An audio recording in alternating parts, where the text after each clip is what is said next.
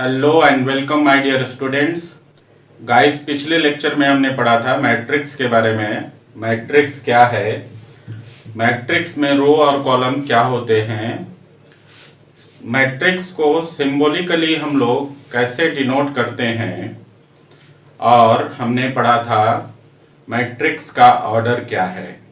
ठीक है गाइस, आज हम लोग पढ़ेंगे where to show order of matrix. Matrix के ऑर्डर को जब हम लोग मैट्रिक्स लिखते हैं तो मैट्रिक्स के ऑर्डर को कहाँ शो करते हैं, इसके बारे में जानकारी प्राप्त करेंगे। इक्वलिटी ऑफ टू मैट्रिसेस, दो मैट्रिक्स को इक्वल होने के लिए कंडीशन क्या है, और उस पर बेस्ड हम लोग एक एग्जाम्पल करेंगे। क्लियर। उसके बाद टाइप्स ऑफ मैट्रिसेस, विभिन्न प्रकार के मैट्रिक्स के बारे में पढ़ेंगे, और हम लोग some problems based on last and today's lecture, last lecture और आज के लेक्चर पर बेस्ड कुछ प्रॉब्लम्स भी करेंगे। क्लियर है।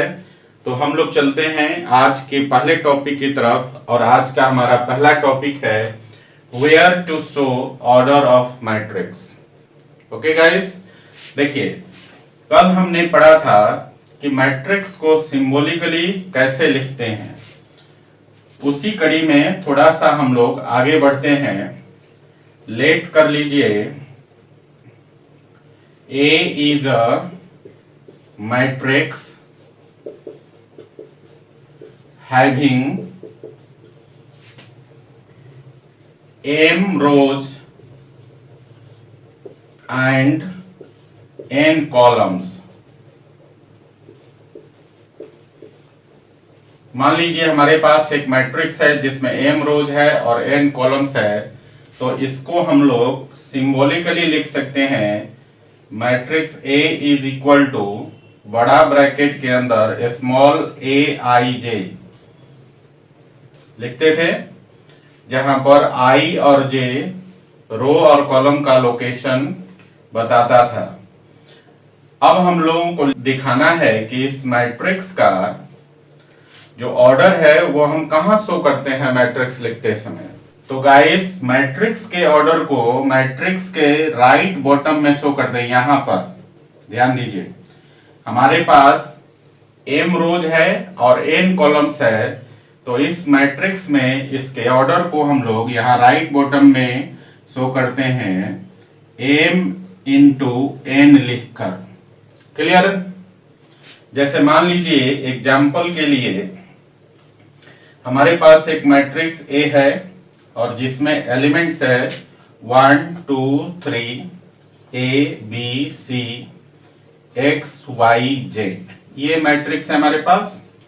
इसमें आप देखेंगे तीन रोज हैं, नंबर 1, नंबर 2 और नंबर 3, और तीन कॉलम्स है, नंबर 1, नंबर 2 एंड नंबर 3। आपने देखा कि इस मैट्रिक्स में तीन रोज और तीन कॉलम है, तो इस मैट्रिक्स का जो ऑर्डर है हम लोग यहाँ राइट बॉटम में 3 इंटू 3 लिखकर शो करेंगे। तो मेरे ख्याल से आपको ये बात समझ में आ गई होगी कि जब भी हम मैट्रिक्स लिखते हैं तो मैट्रिक्स का ऑर्डर मैट्रिक्स के राइट बॉटम में रोज इंटू कॉलम लिखकर शो करते हैं। क्लियर है। चलिए इसको आप लोग लिख लीजिए। तो गाइस, अपना अगला टॉपिक है equality of to matrices. Guys, definition क्या है? To matrices A and B are said to be equal matrices if they have same order and their corresponding elements are equal। इसका मतलब यह है कि दो मैट्रिसेज को हम लोग इक्वल मैट्रिसेस तभी बोलते हैं जब उन दोनों मैट्रिक्स का ऑर्डर सेम होगा और इसके साथ साथ कॉरेस्पॉन्डिंग पोजीशन पे जो एलिमेंट्स हैं वो इक्वल होंगे। तो गाइस, इक्वलिटी ऑफ मैट्रिक्स को चलिए हम लोग एक एग्जांपल से समझते हैं।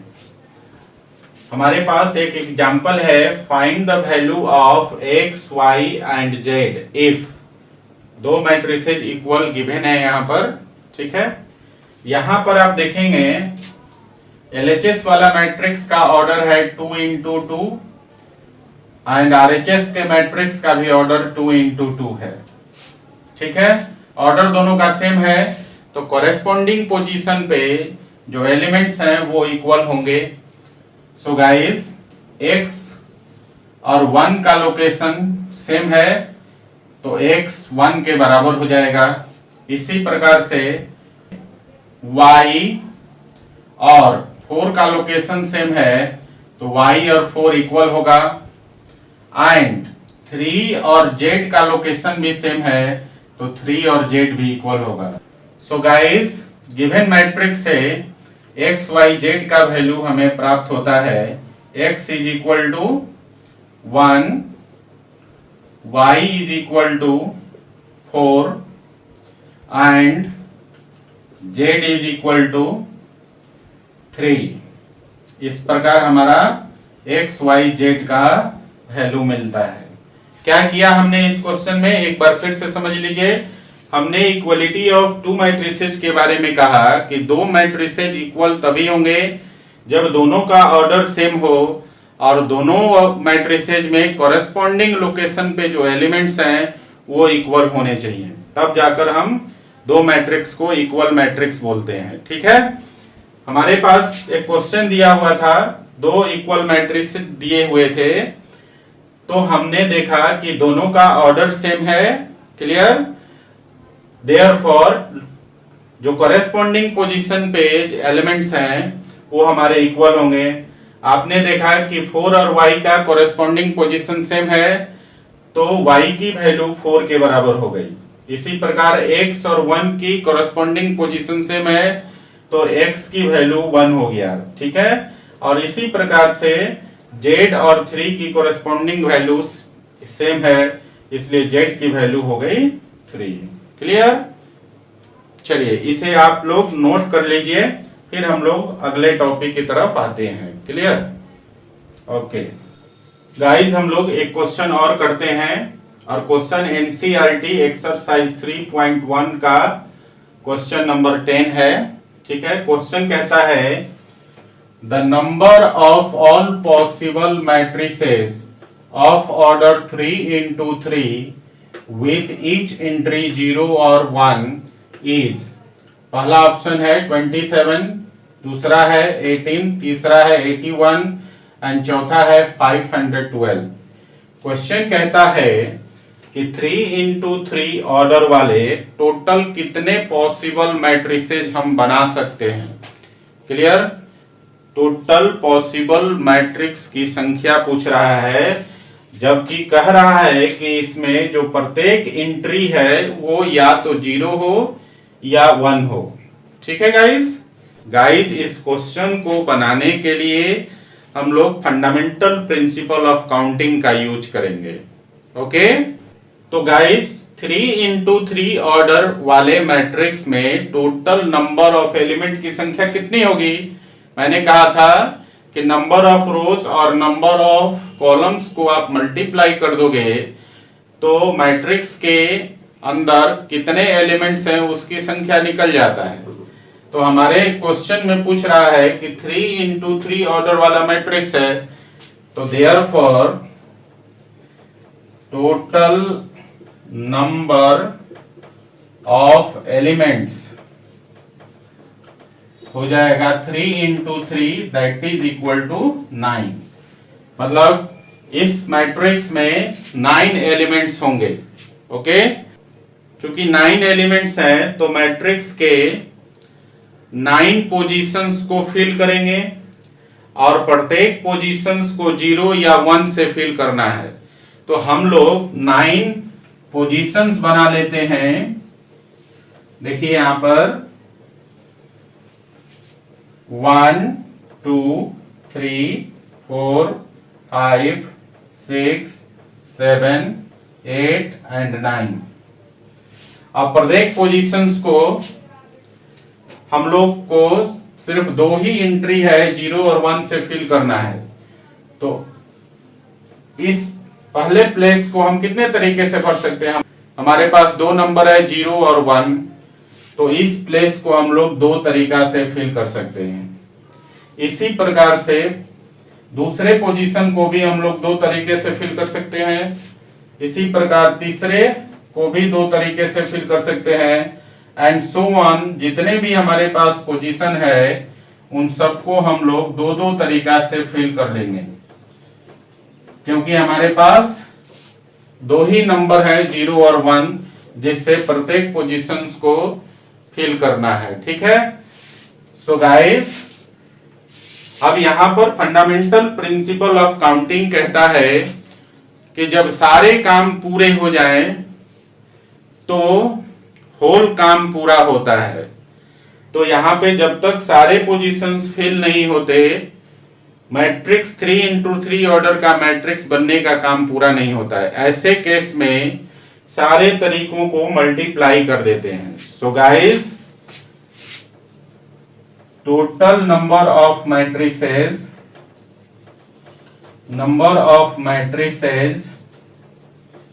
is equal to 2 into 2 into 2 into 2 into 2 into 2 into 2 into 2 into 2। 9 times 2 को मल्टीप्लाई करेंगे तो ये हो जाएगा 2 to the power 9 और that is equal to 512। Clear? तो 3 into 3 ऑर्डर का टोटल मैट्रिक्स 512 होंगे।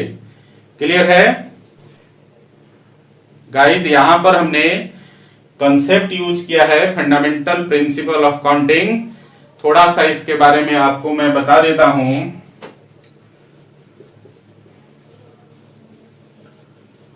Fundamental principle of counting, fundamental principle of counting दो प्रकार का होता है। एक में हम लोग पढ़ते हैं multiplication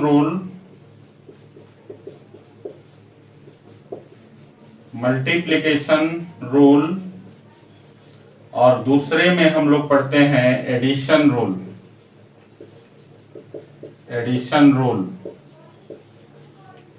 okay guys?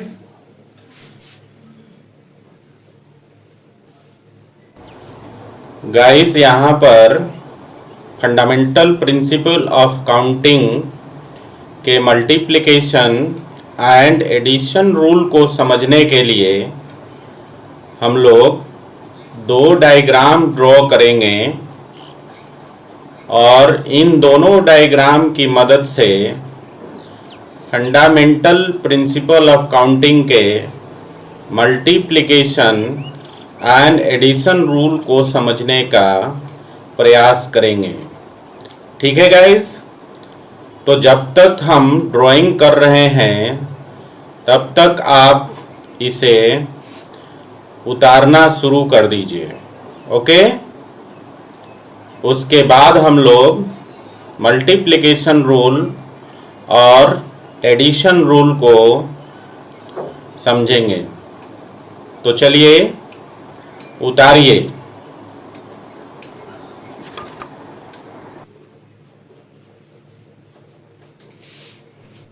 Guys, multiplication rule कहता है कि अगर हमारे पास दो वर्क हैं, एक को W1 तरीके से पूरा किया जाता है और दूसरे को W2 तरीके से पूरा किया जाता है, तो तीसरा काम जो कि W1 और W2 दोनों तरीके पूरे होने के बाद पूरा होता है, तो उस केस में हम लोग तीसरे काम को W1 into W2 तरीके से पूरा करते हैं। मतलब दो काम को पूरा होने के बाद ही तीसरा काम पूरा हो, तो ऐसे केस में मल्टीप्लिकेशन रूल अप्लाई करते हैं। क्लियर?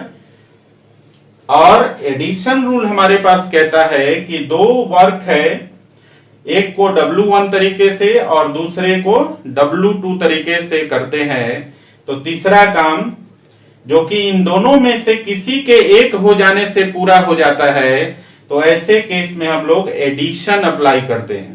मतलब तीसरे काम को W1 प्लस W2 तरीके से पूरा करते हैं। Okay guys? हमेशा इस बात का ध्यान रखेंगे कि मल्टीप्लिकेशन के केस में एंड और एडिशन के केस में और का यूज करना है। मतलब W1 एंड W2 पूरा होने के बाद तीसरा काम पूरा होगा तो उसके तरीकों की संख्या W1 इंटू W2 होगा, मतलब मल्टीप्लिकेशन हो जाएगा। क्लियर? एंड एडिशन रूल में W1 और W2 दोनों में से किसी एक को पूरा होने से तीसरा काम पूरा हो जाए तो तीसरे काम को करने का तरीका एडिशन हो जाएगा। यहां हो जाएगा W1 प्लस W2 तरीके से हम लोग तीसरे काम को पूरा करेंगे। क्लियर है? ये था overall fundamental principle of counting. इसे हम लोग और डिटेल में पढ़ेंगे आगे। अभी सिर्फ इस क्वेश्चन को समझने के लिए हमने इसे समझा दिया। एक बार फिर से यहां समझ लीजिए, 3 इंटू 3 ऑर्डर के मैट्रिक्स में 9 पोजीशंस होते हैं, 9 एलिमेंट्स होते हैं, तो 9 पोजीशंस पे फिल होंगे। हमने 9 एलिमेंट्स के लिए 9 पोजीशंस बना दिया। हमारे पास एंट्री कितनी है? 2। ठीक है, मतलब 2 एलिमेंट्स में से किसी भी एक एलिमेंट से हम लोग पोजीशन को फिल करेंगे।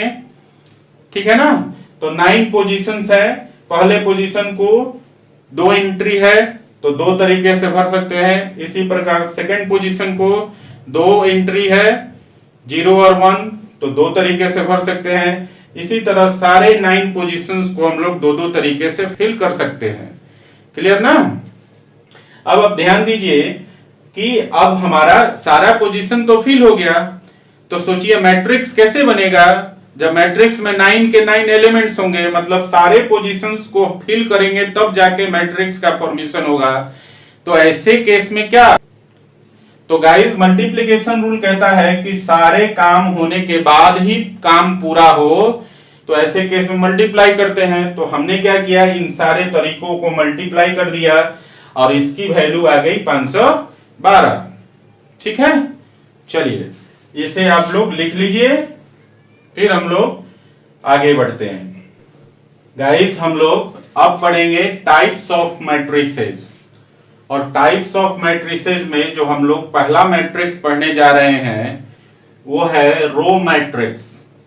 गाइस रो मैट्रिक्स क्या कहता है? A matrix having only one row is called row matrix.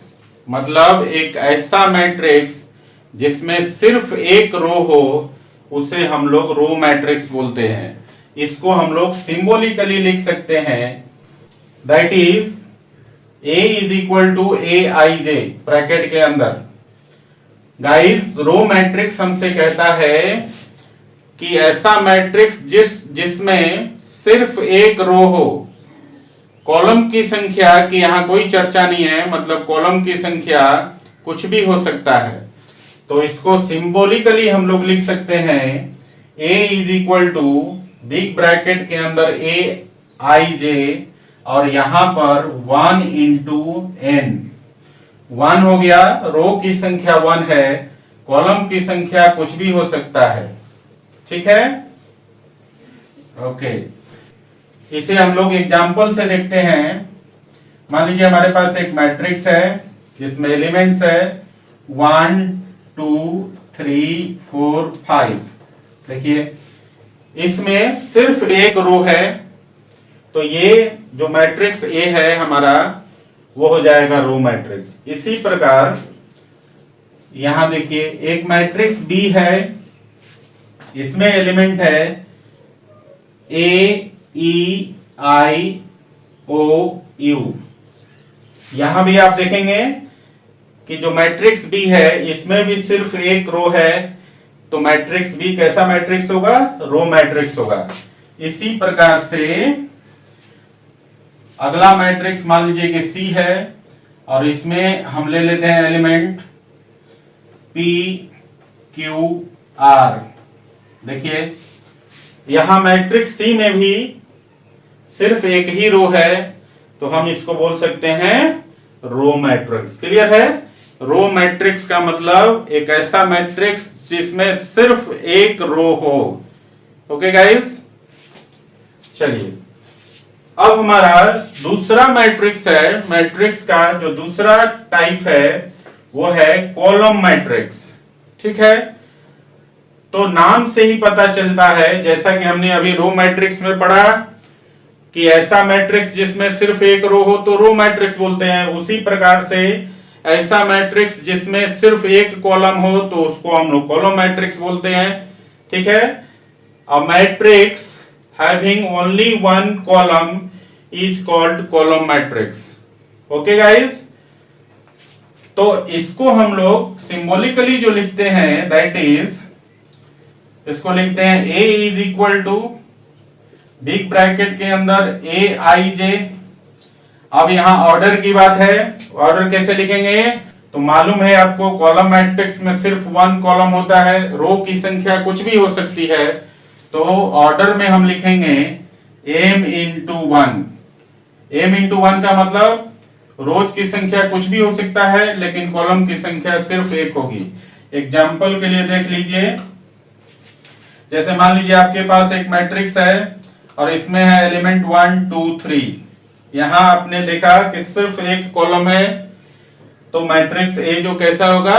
Column matrix हो गया। इसी प्रकार से कोई मैट्रिक्स बी है, यहां देखिए PQRS, ये देखिए यहां भी 4 एलिमेंट है। ठीक है, परंतु कॉलम की संख्या सिर्फ 1 है, तो मैट्रिक्स बी भी क्या हुआ? Column matrix. तो ये दोनों ए और बी आपका हो गया कॉलम मैट्रिक्स। क्लियर है बच्चों? ओके, चलिए इसे लिख लीजिए, फिर हम लोग आगे बढ़ते हैं। गाइस, अपना अगला मैट्रिक्स है हॉरिजॉन्टल मैट्रिक्स। हॉरिजॉन्टल मैट्रिक्स कहता है a matrix A, horizontal matrix कहता है a matrix in which the number of columns are more than the number of rows is called horizontal matrix। एक ऐसा मैट्रिक्स जिसमें कॉलम्स की संख्या रोज की संख्या से ज्यादा हो, उसे हम लोग हॉरिजॉन्टल मैट्रिक्स बोलते हैं। गाइस, एग्जांपल के लिए हम लोग लिख सकते हैं, मान लो अपने पास एक मैट्रिक्स ए है जिसमें कॉलम्स की संख्या रोज की संख्या से ज्यादा होनी चाहिए।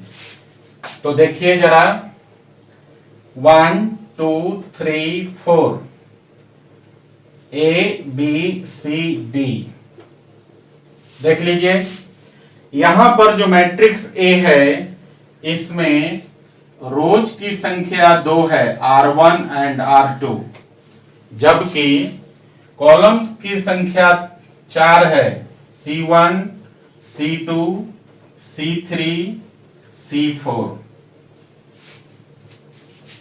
ठीक है, यहां आपने क्या देखा कि मैट्रिक्स ए में कॉलम्स की संख्या रोज की संख्या से अधिक है। So guys, matrix A is horizontal matrix. Clear? चलिए, अपना नेक्स्ट मैट्रिक्स है vertical matrix. Guys, vertical matrix कहता है a matrix in which the number of rows are more than the number of columns is called vertical matrix. एक ऐसा matrix जिसमें रोज की संख्या कॉलम्स की संख्या से ज्यादा हो, तो वैसे मैट्रिक्स को हम लोग वर्टिकल मैट्रिक्स बोलते हैं। क्लियर? गाइस, एग्जांपल के लिए हम लोग दिखा सकते हैं, मान लीजिए हमारे पास कोई मैट्रिक्स ए है जिसमें रोज की संख्या कॉलम्स से ज्यादा लेनी है। तो देखिए यहां पर 1 2 3 4 5 ABCDE PQRST। यहां ध्यान दीजिए, यहां पर रोज की संख्या है 5, R1 R2 R3 R4 and R5।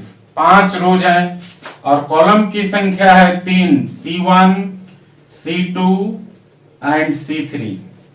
तो गाइज आपने देखा मैट्रिक्स ए में 5 रोज हैं और 3 कॉलम्स है, मतलब रोज की संख्या कॉलम की संख्या से ज्यादा है, इसलिए मैट्रिक्स ए को हम लोग वर्टिकल मैट्रिक्स बोलते हैं। और शेप वाइज भी आप देखेंगे तो वर्टिकल दिखाई देगा, जबकि हॉरिजॉन्टल मैट्रिक्स को आप विजुअलाइज करेंगे तो वो हॉरिजॉन्टल दिखाई देता है। क्लियर? चलिए इसे आप नोट कर लीजिए, फिर हम लोग अगले मैट्रिक्स की तरफ बढ़ते हैं। गाइज अपना अगला मैट्रिक्स है rectangular matrix. Guys rectangular matrix कहता है a matrix in which the number of rows and columns are not equal is called rectangular matrix. एक ऐसा मैट्रिक्स जिसमें number of rows and number of columns equal नहीं होते हैं, मतलब रोज और कॉलम की संख्या इक्वल ना हो, तो ऐसे मैट्रिक्स को हम लोग रेक्टेंगुलर मैट्रिक्स कहते हैं। क्लियर है? ओके गाइज, इसको हम लोग सिंबॉलिकली लिखते हैं, that is A is equal to A I J, order लिख दिया m इंटू n। यहां पर where m not equal to n, मतलब नंबर ऑफ रोज और नंबर ऑफ कॉलम्स इक्वल नहीं होते हैं, m not equal to n। Example के लिए देख लीजिए, हमारे पास एक मैट्रिक्स A है, इसमें 1 2 3 4 5 6। यहां आप क्या देख रहे हो, 2 रोज है और 3 कॉलम्स है, तो ये कैसा मैट्रिक्स है? रेक्टेंगुलर मैट्रिक्स है। इसी तरह से हमने ले लिया एक और मैट्रिक्स B और इसमें एलिमेंट्स ले लिया A B C D E F G H। यहां देखिए, यहां पर रोज की संख्या 4 है और कॉलम की संख्या 2 है। आपने देखा रोज और कॉलम्स की संख्या बराबर नहीं है, तो मैट्रिक्स बी भी कैसा मैट्रिक्स हो गया? Rectangular matrix. क्लियर है? चलिए गाइस, हमारा अगला मैट्रिक्स है स्क्वायर मैट्रिक्स। और स्क्वायर मैट्रिक्स कहता है a matrix in which the number of rose and the number of columns are equal is called a square matrix। ऐसा मैट्रिक्स जिसमें रो की संख्या और कॉलम की संख्या इक्वल हो, ऐसे मैट्रिक्स को हम लोग बोलते हैं स्क्वायर मैट्रिक्स। गाइस, इसको हम लोग सिंबॉलिकली लिखें तो लिखते हैं A is equal to A I J m into n। ये ऑर्डर है आपका वेयर। डेफिनेशन कहता है रोज और कॉलम की संख्या बराबर होगी where, that is where m is equal to n, मतलब रो और कॉलम की संख्या बराबर। एग्जाम्पल के लिए हम लोग देख सकते हैं, जैसे मान लीजिए हमारे पास एक मैट्रिक्स है A और इसमें है एलिमेंट 1 2 3 4। गाइस, यहां पर आप देख रहे हैं कि 2 रोज हैं और 2 कॉलम्स है, मतलब रोज की संख्या कॉलम्स की संख्या के बराबर है। इसे 2 इंटू 2 ऑर्डर का मैट्रिक्स बोल सकते हैं।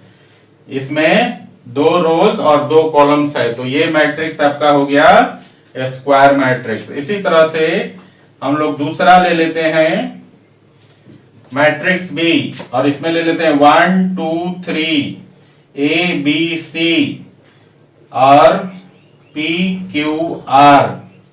देखिए यहां ध्यान दीजिए, यहां हमारे पास इस मैट्रिक्स में 3 रो हैं और 3 कॉलम्स हैं।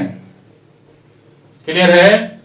तो इसको हम लिख सकते हैं 3 इंटू 3 रोज एंड 3 कॉलम्स। तो आपने क्या देखा कि मैट्रिक्स बी में रोज की संख्या कॉलम्स की संख्या के बराबर है, तो मैट्रिक्स बी को हम लोग स्क्वायर मैट्रिक्स बोलते हैं। ठीक है ना? चलिए इसे लिख लीजिए। गाइस मैट्रिक्स के बिगिनिंग में थोड़ा सा थ्योरेटिकल पार्ट है, इसलिए अभी इस पर ज़्यादा क्वेश्चन नहीं बनेगा। 2-3 लेक्चर्स आपको इंतज़ार करने पड़ेंगे जब तक हम लोग थ्योरेटिकल पोर्शंस को पढ़ नहीं लेते हैं। उसके बाद ऑपरेशनल पोर्शन आएगा और वहाँ से ज़्यादा क्वेश्चन बनेगा आपसे, इसलिए आप घबराएं नहीं। धीरे धीरे आगे हम लोग बढ़ रहे हैं और अच्छी बात यह है कि समझते हुए आप आगे बढ़ें तो ज़्यादा बेहतर है। अभी आप लोग एक एनसीईआरटी का एक्सरसाइज 3.1 बनाइए। आपको डाउट क्वेश्चंस भेजने के लिए क्वेश्चन टाइप करके भेजने की आवश्यकता नहीं है। आप जो है सिर्फ एनसीईआरटी का एक्सरसाइज और क्वेश्चन नंबर आप लिखकर भेज दीजिएगा। आपके डाउट क्वेश्चंस का फर्दर सॉल्यूशन नेक्स्ट क्लासेज में या डाउट सेशन में कर दिया जाएगा। Okay, thank you. Thanks for watching. Keep in touch. Do like, share and subscribe.